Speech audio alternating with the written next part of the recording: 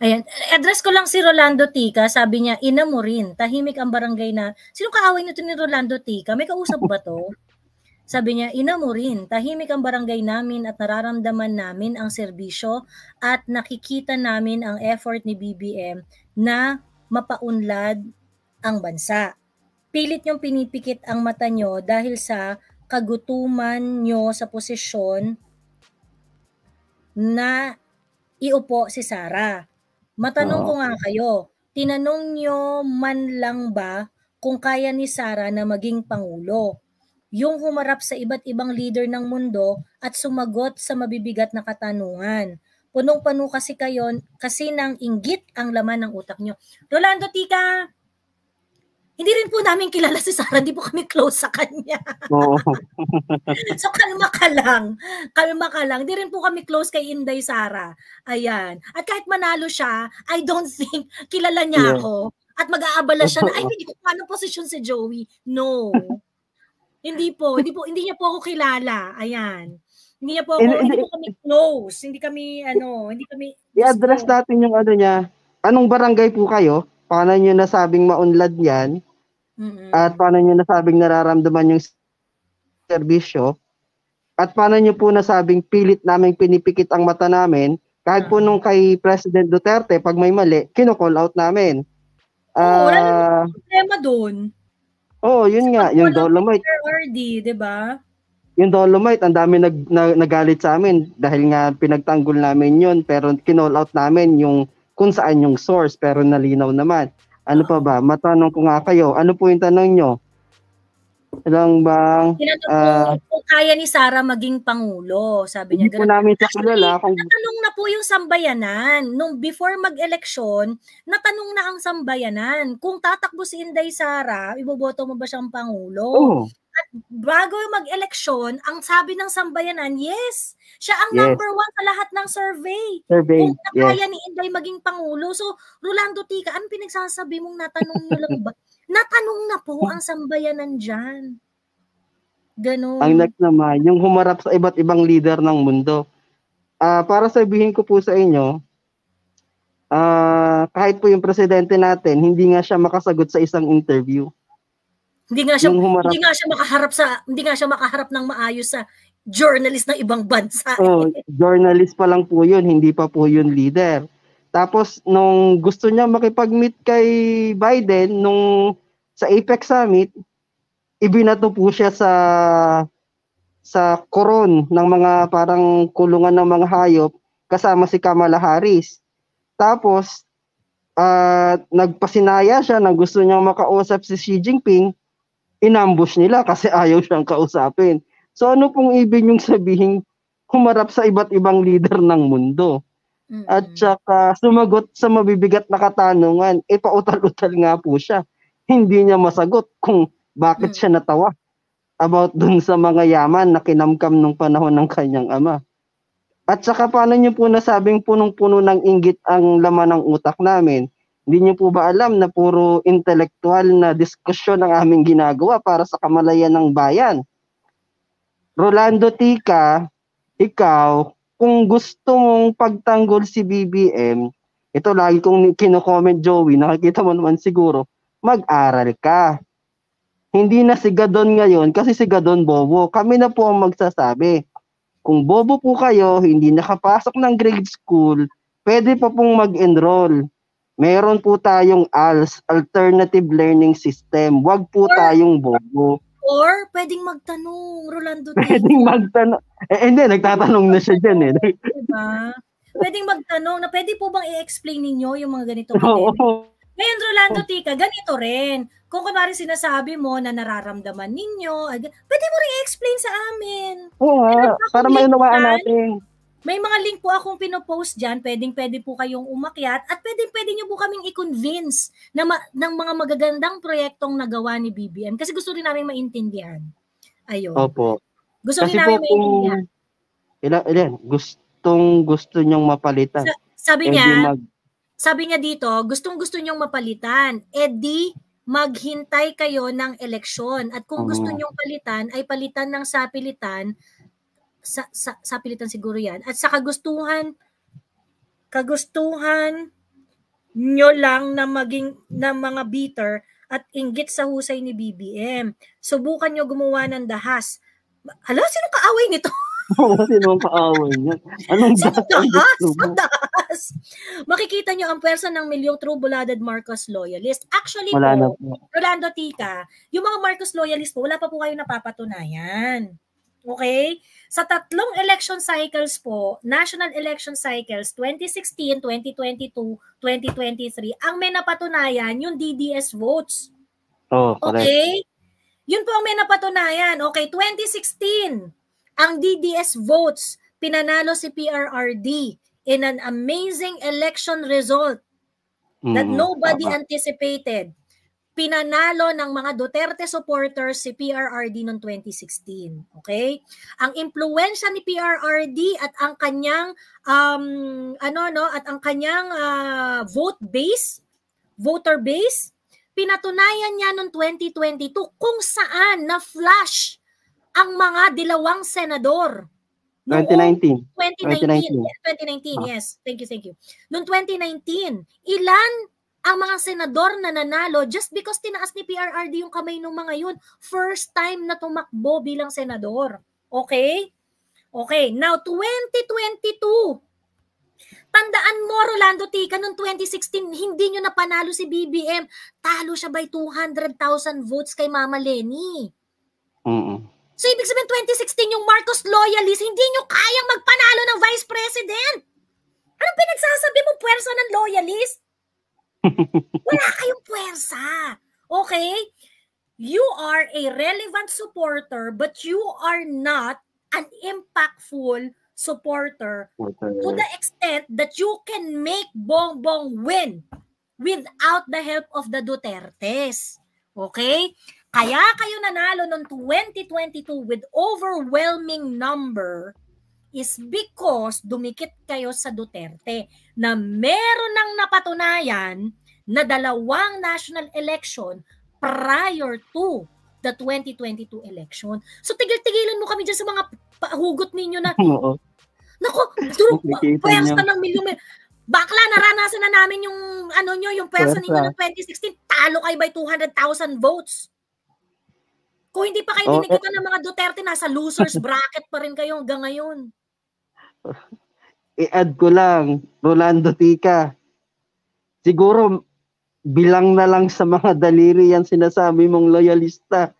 Kasi pag makikita mo sa mga live, lahat halos nang nagko-comment na loyalista, ayaw na kay BBM. Ayaw na. Uulitin ko, Rolando Tika, ayaw na kay BBM. Sobrang disappointed na. Yun nga, kanina yung nag-comment, nag-organize sila ng ni BBM no election. At Tita Dels, an OFW residing in Japan, umuwi lang siya dito sa Pilipinas nitong week na to. Sabi rin niya na sabi rin ni Tita Dels, nahiya ako nung umaakit ako para ikampanya si BBM. Nahiya ako, nakikita ko yung video. Joey, sabi, ano ba itong ginawa ako? Sabi niya. Ayun. Ayun na. So ngayon, kayong mga loyalista, huwag kayong masyadong mayabang. Wala pa kayong napapatunayang election on your own. Sa 2025, doon natin makikita yung tunay na puwersa ng loyalista. Okay? So yun. So, wag masyadong, puwersa ng loyalista. Wala kayong puwersa. Iyak nga kayo kay Leni, di ba? Iyak nga kayo kay Leni, di ba? Pinagbibintangan nyo na nadaya kayo ni Leni, ganyan. I mean, sabihin na natin na nadaya kayo by 200,000 votes. Hindi nyo rin nalabanan, di ba? Hindi na landslide. Oo, hindi nyo rin nalabanan. So, ibig sabihin, wala kayong puwersa. Wala kayong puwersa. So, tigilan nyo kami sa mga ilusyon ninyo. Diyos ko, baka naman ang sinasabi niya, reality juice. Baka ang sinasabi naman niya, million trolls. Yan talaga, madami yun. Diba? So yun. And sa totoo lang, yan tama rin sinabi ni Sulong, no? Marami akong kakilala na talagang mga loyal dun sa ama. Dun sa matanda. Sa ama. Oo naman. Loyal dun sa ama. And many of them are really heartbroken Because they endured a lot of a lot of panglilibak, a lot of discrimination just because they were known Marcos loyalist ng father. And they voted BBM thinking na the ideals of the father will be revived. And it's not yung politics ni BBM is salungat sa politika ng tatay niya. Right. Yun yung reason kung bakit loyal yung mga loyalista sa mga Marcos dahil doon sa politika ng matanda di ba? Ayun. Pag makikita mo lahat ng comment namin, kasi marami naman nag-handle sa page. Sa mga sa mga post ni BBM. Ang nilalagay na namin, hindi ka ba nahihiya sa tatay nyo? Ganun na ang nilalagay namin. Tapos dinidelete nila yung comment namin. Pikon no? Sabi ni nanay, sabi ni Nanay Hazel, well, Joey, in 2016 naman, naloko sa election si BBM. Iba naman yun, FYI. Ang point ko po kasi doon, Nanay Hazel, natalo si BBM. Natalo si BBM by 200,000 votes. So, ibig ko sabihin, if nanalo si BBM at yung puwersa na tinutukoy nito ni Rolando ay talagang sobrang lakas, kung dinaya siya by 200,000 votes, it doesn't matter kasi dadayain siya 200,000 votes lang ang panalo. 'Di ba? Kung kunwari lamang 'di ba? Ang puwersa yung lamang ka ng 4 na milyon. Yun. 'Di ba? Yun. 'Di ba? Lamang ka ng 4 na milyon. So you will not be beaten by a mere 200,000 votes. 'Di ba? Mas nakakahiya nga po yun Kasi yung pagkapanalo, dinaya si BBM. O sige, actually I personally believe that it's not the real deal. Kaso nga lang, syempre parang it's water under the bridge tapos na moot and academic.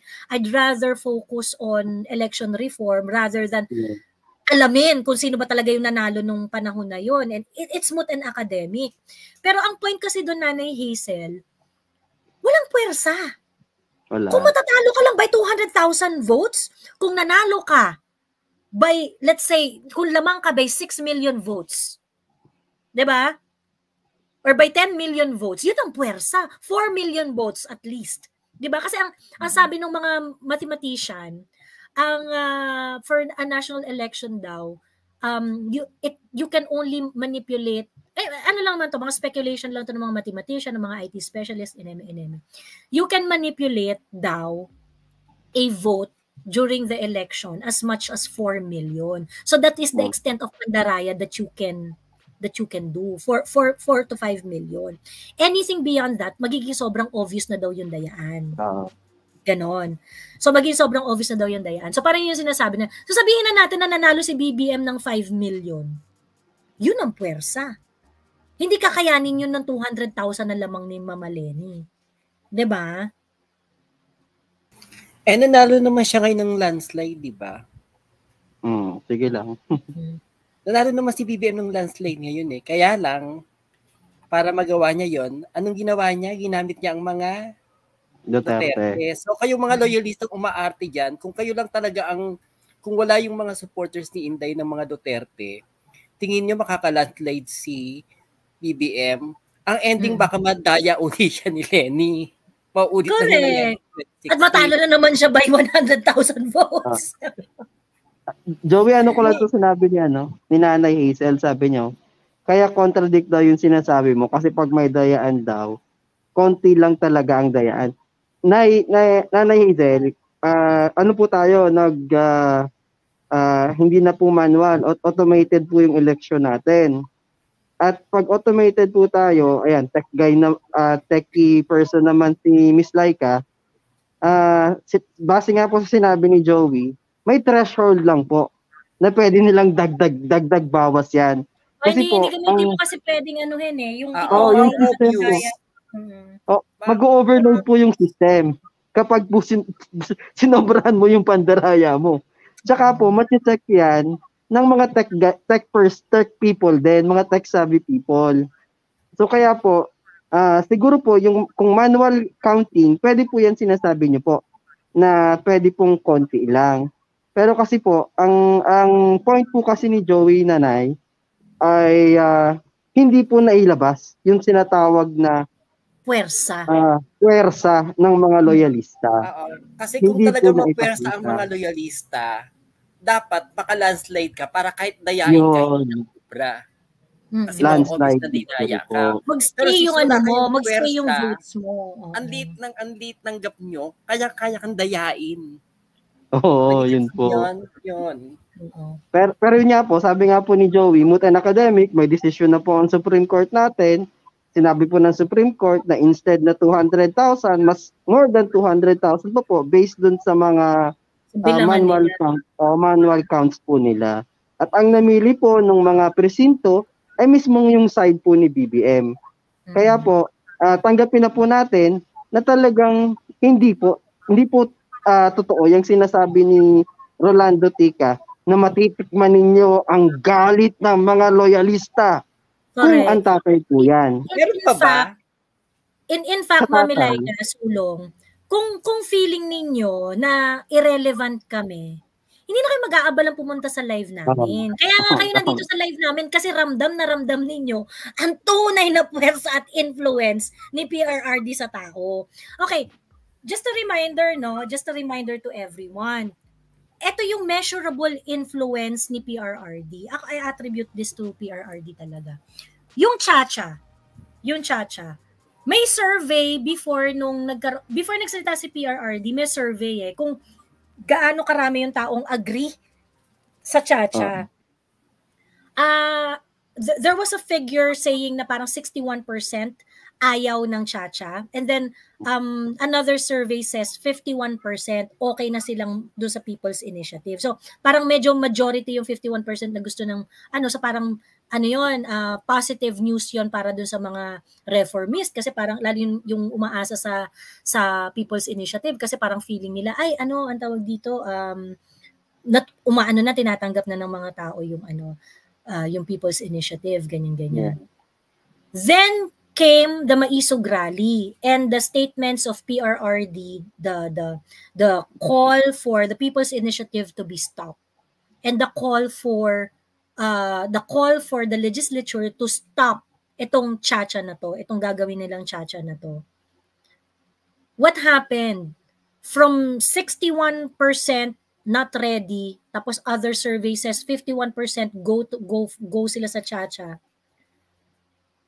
After the rally, after PRRD had spoken about the People's Initiative, 88% na ngayon ng population. That's 9 out of 10. 9 out of 10 do not want the Constitution to be tinkered with. Diba? Tingin mo, ano yung catalyst doon? Bakit nagbago yung opinion ng mga tao? O di sa rallying pinamumunuan ni PRRD.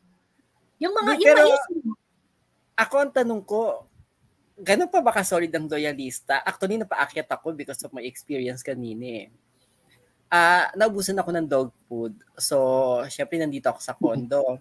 Lumabas ako, papunta dun sa pinakamalapit na pet shop na medyo Remember, Mami Joey, nung eleksyon na pinagtatanggol natin si BBM, nabanggit ko sa'yo na may mga lugar dito sa Mandaluyong na nagtataka ako, bakit may mga BBM, may mga Marcos na tarpaulin sila sa mga bahay-bahay na parang anong ginawa ni BBM dito sa lugar na to? Bakit masyadong anong ginawa ng mga Marcos sa lugar na to? Bakit masyadong mga BBM? So ito yung lugar na pinuntahan ko ngayon. Pagpunta ko doon sa bilihan ng dog food, yung mga bantay nanonood ng Maharlika. So dead man lang ako. Doon sila ng Maharlika. And then pabalik na ako sa condo. Sabi ko bibili ako ng sigarilyo sa tindahan, sa sari-sari store, hindi na doon sa convenience store sa loob ng condo kasi mas mura. Anyway, padaan naman ako. Pagbili ko, nagbabantay matandang lalaki. Pinapanood niya Maharlika. So nagtaka lang ako kasi sabi ko, ano ba to si Maharlika? TV na ba to? Ba't kahit anong puntahan ko, pinapanood Maharlika? Tapos sabi ko, tatay, nanonood ka niyan? Sabi niya, oo, kasi gago yung anong ganyan. Gago yan. Garit na garit yung tatay. Tapos sabihin ko dapat na di ba maka-BBM tong lugar na to nung eleksyon. Kaya unahan niya na ako. Nagsabi na siya kagad ng So, deportahan ko pa naman yung hayop na anak na yan dahil sa tatay. Dahil sa ginawa sa amin ng tatay. Pero ngayon talaga nagkakamali kami. Dapat ang mga Pilipino, ganun na si tatay, nagmumura na. Grabe na yun. Gusto niya na mag-aklas. Dapat ang mga Pilipino mag-aklas na. Tanggalin na itong ano to. Grabe na yung... Alam mo, ito loyalista to. Sure ako loyalista yung tatay. Kasi may tanig na yung tatay. Tapos yung lugar nila dati, makamartos yung mga yan. Bakit ngayon? Galit na galit. Ba't ngayon? So, ang ano ko lang sa mga loyalistang nandito, kayong mga nagpipiling loyalista, mga bagong loyalista lang kayo, yung mga totoong loyalista mukhang wala na, nalusaw na, nagising sila sa katotohanan. Huwag kayong ano dyan. Hindi, ano naman, ano lang natin si Nanay Hazel. Sabi naman niya, hate din naman niya si BBM, hindi siya blinded loyalist. Ano natin siya, wag naman po nating awayin. Sa mga comments kasi inaaway na siya. Ano na lang, nag-explain lang siguro siya. Away? Si Rolando lang awayin yun. Si Rolando ang awayin natin, wag si Nanay Hazel. Oo. Sabi ni Nanay Hazel, Joey, nakakita ka na ba ng dayaan na malaki ang lamang? Hindi po doon sa laki yung lamang eh. Ang ano po doon is yung puwersa na sinasabi ni Rolando. Kasi kung may puwersa, kahit dayain ka, mananalo ka pa rin. 'Di ba? Ibig sabihin, kung may totoo yung puwersa ni Rolando, o let's say, dinaya siya ng 5 million ni may dinaya siya ng 5 million ni Mama Lenny, which is yung highest possible number na pwedeng dayain daw ng isang politiko sa Smartmatic system. Let's say dinaya siya up to 5 million. So kunwari ang lamang niya is 400 ang totoong number is 450,000 yung lamang ni BBM. Pagkatapos dinaya siya ng 5 million, di lumamang ngayon ng 500,000 si Lenny, 'di ba? Pero kung talagang malaki yung lamang ni BBM, let's say ang lamang niya is like 5 million or 6 million, 'di ba? Or alam mo 'yon, yung puwersa, lumabas yung puwersa na tinutukoy ni Rolando. Kahit mandaya si Lenny ng 500,000, 'di ba? Mananalo pa rin si BBM. 'Di ba? So kumbaga it is really not about dun sa parang yung dinaya or ganyan-ganyan. Kasi sa totoo lang, I'm pretty sure lahat ng politiko, fina-factor in nila yung possible dayaan sa mga strategies nila sa campaign. Ganon. So, ngayon, ang ano ko dyan is, yun nga, kumbaga parang the support base of BBM cannot withstand ang dayaan. 'Di ba? It cannot withstand dayaan. That is why, yun nga, kaya nga sinasabi nila doon, di ba, nung Duterte time, the 16 million might be not only 16 million. Yun nga yun. Diba? Pero, dahil sa laki ng suporta ni PRRD during that time, no-withstand ni PRRD yung kahit anong threat ng dayaan. 16 million ba yung lamang ni PRRD? Kasi ang alam ko, hindi siya ganun kalandslide. 16 million yung votes niya na nakuha. Pero yung lamang niya kay Mar, yung sumunod sa kanya, parang nasa 5 lang yata. Hindi, malaki. Parang nasa 10 million, ganun. Ang alam ko yung malaki talagang malala, yung ngayon, yung kay BBM. Pero yung kay Duterte, i-check natin. Pero yung just the same, ang alam ko hindi ganun kalaki eh. Pero ang 2016 election, ang ano dyan, ang sinasabi nila, even yung pandadaya kay BBM, ginamit din kay Duterte. Ang problema nga, sobrang laki ng lamang ni Duterte na kahit dayain mo, hindi uubra. Kasi yun nga pag dinaya mo, pag dinaya mo, mahahalata na kasi parang yung total count ng botante hindi na mag-align doon sa mga count ng ibang kandidato. 6 million plus, Madam Laika. Pero sabi nila mas malaki pa dapat yan. Yung nga lang, nadaya pa. Kaya na kahit dinaya. Ito yung final vote. Si PRRD, 16,601,997. Si Mar Rojas, 9,978,100. 7 million pa pala. Grace po, 9,100,000. Halos parehas ng number si Grace po at saka si Mar. Si Binay, 5,416,140. Ang di ba ang chismis nga dyan, di ba? Parang, kasi si Binay yung talagang number, si Binay at saka si Grace po yung talagang ina-expect mo na magse-second di ba? Ang maraming na-surprise dyan, bakit nag-second si Mar? So yung mga speculation ng ibang mga observer, ng ibang mga expert, ibang analyst na sinasabi nila, the number could have been taken from yung alang malaki Mar, namang from Grace and B. Pag dinaya mo si Duterte, para mahabol mo yung boto niya, kahit sabi mo yung parang 100,000 na lamang lang, hindi na magtatali-tali mga numbers ng Hindi na. Hindi. Numbers. Kaya ma-obvious na. Yun yung sinasabi po Nanay Hazel na kung talagang malaking suporta mo, kaya mong i-landslide yung kandidato mo para kahit magkadayaan, hindi uubra. So yung sinasabi ni Rolando Tica, hindi niyo po napatunayan yan. Natalo nga kayo nung time, nadaya nga kayo nung time ni Lenny, di ba? Even nung time ni Imelda, nag-giveaway pa si Imelda kay Erap. Kasi nakita niya, mahati yung boto between her and Erap, baka lumusot yung kalaban nila. So kaya nag-giveaway na lang siya kay Erap. So wag masyadong feeding yung mga loyalista kasi unang-una kung talagang malakas ang pwersa ninyo, bakit napaalis yung matandang Marcos? 'Di ba? Kung tayo masyadong mayabang. Totoo, ayun. So anyway, yun lang yun. Yun yung point doon. At saka Nanay Hazel, yung pag-appreciate po dun sa statement na yon ay base dun sa sinabi ni Rolando Tica. Which is sinabi nga niya na humanda kayo sa puwersa ng loyalista. Ang sinasabi nga namin, wala kayong puwersa. Kasi nga natalo kayo by 100,000s lang eh. 'Di ba? Natalo si BBM by 100,000s lang. So asan yung puwersa dun?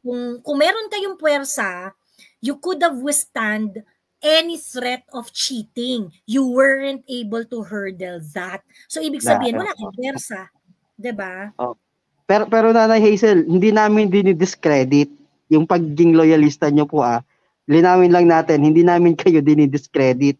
Ang point po namin, itong si Rolando Tica na nawala na ata, may sweldo na ata. Sinabi niya po kasi na kung sa pilitan, kung whatever happens, makikita nyo ang chuchu-chuchu ng mga loyalista. Parang pinagbabantaan pa niya. Yun po. Ayun. Sa kami yung person naman ng Duterte alam mo proven na yan. Wag mo na tingnan sa boto nila. Tingnan mo na lang dun sa 8 diretso sa Inodoro. Yung time ni PRR. Kasi ako nakakita lahat ng kalaban ni PRR di na tumakbo na senador. 8 diretso sa Inodoro, walang nanalo. Sa Inodoro, walang nanalo. So, ganun kalakas yung person ng mga Duterte that time. And even now, tingin ko, ganun pa rin. Kaya, because of the PA, patunayan, prove na yan. Ay, sabi ni Nanay Hazel, so careful lang kayo, our vote still counts. Kung nakikinig ka, Nanay Hazel, sinabi ko that the loyalist vote is relevant but not impactful. Sinabi bang walang bilang yung boto ni Nanay Hazel naman eh. Hindi, may nang-aaway sa kanya sa comment. Ang sinasabi nga dito, yes, yung boto ninyo is relevant kasi may voters base naman talaga ang mga Marcos. Diba? And that's the reason why Amy and Bongbong kept winning. Nanalo si Bongbong na senador, nanalo si Senator Amy na senador, diba? But it is not enough to catapult BBM as a president on your own, na loyalist lang. Kailangan yung dumikit sa Duterte for that to happen. Diba? Yun. Ngayon, speaking of catapulting to the national position, which is the presidency, yung mga Duterte nga, napatunayan na nila yan. Sige, tingnan natin yung performance ng 2 boto. Diba? So, ilagay lang natin yung sarili natin sa tamang lugar. At saka, huwag nyo kami sinasabihan careful kami kasi hindi kami nanguna doon sa salita. Ang hindi careful yung loyalista na nagsalita na mag-ingat kayo sa puwersa ng loyalista. Siya ang hindi maingat. Yun yung sabihan ninyo, Nanay Hazel, hindi kami. Si Rolando Tica. Si Rolando Tica yung sabihin mo. Dahil hindi siya careful sa mga sinasabi niya. Diyos me. Ayun. Okay na, Nanay Hazel. May mga trolls kasi nangaano sa kanya, parang alam mo yun, nag-i-insinuate. Trigger si Nanay Hazel, kaya tuloy napapa-explain siya ng mahaba. Hindi may mga may nababasa ko mga troll siguro to ini-insinuate sa lalo eh. Alam mo yun, para mas siya magalit. Anyway, ayan. So, I am from a family of Mindanao and Ilocos and alam ko ang voting nila. Alam niyo po, hindi namin kailangang maging from Mindanao at saka Ilocos para malaman namin yung voting behavior. Diyos ko po, kasi available po yung data. Diyos ko po naman, Nanay Hazel. That's wrong, that's wrong authority. Hindi porket Mindanaon ka or taga Ilocos Norte ka or you're coming from both, hindi ibig sabihin nun, your opinion is supreme. Yes. Fallacious po yung ganyang argument, 'di ba? That's argumentum ad baculum, 'di ba? Nag-a-appeal ka doon sa false authority just because feeling mo dahil ikaw ay galing doon, mas may authority ka na magsalita about the voting behavior. Hindi po ganoon, Nanay Hazel. Okay? Ayun.